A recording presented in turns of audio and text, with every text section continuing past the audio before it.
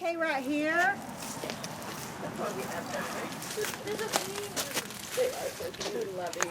There's a little bit of yarrow trying to come up that I planted there because it doesn't grow everywhere here. I have to plant it. Oh, I'm sorry, right here. Yeah. So much yarrow. Sicily. Yeah, it's the more Fuzzy ferny It's the one. fuzzy, and actually, you know what name I learned that other? I didn't learn yarrow. I learned millifoil. Millifoil was the common name here because it looks like you have a million little leaves. Oh, yeah, that's right. Well, my great aunt who grew it under her shade trees because it needs to be in the shade here, called it millifoil. And what's this one? All right, folks, what do we use That yarrow stops for? blood. Roman soldiers used to carry it on them to stop It's a bleeding. bitter.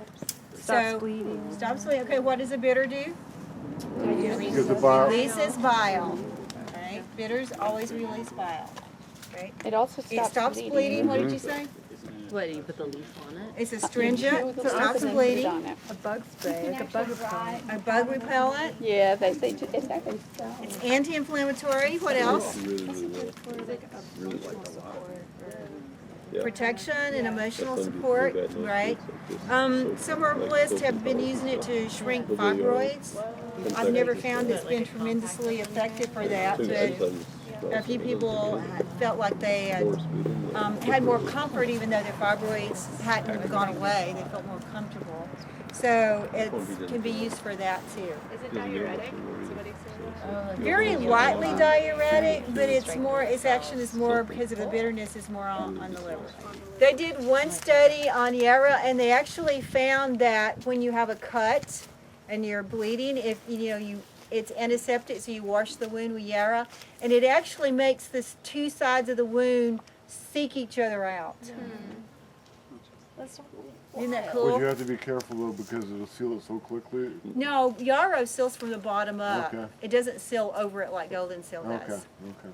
So I will always use Yarrow. As a matter of fact, my Yarrow story, I have a few, because it wasn't a plant that grew here, and stupidly, one day I thought, I need to learn how to use Yarrow. You never ever ask for things like that because you never know how it's going to manifest. So, like 3 days later, I was peeling potatoes.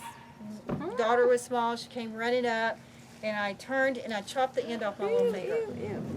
Really, I mean, chopped the whole end off my little finger, and I'm like screamed, and I yelled at Raven, "Get the yarrow!"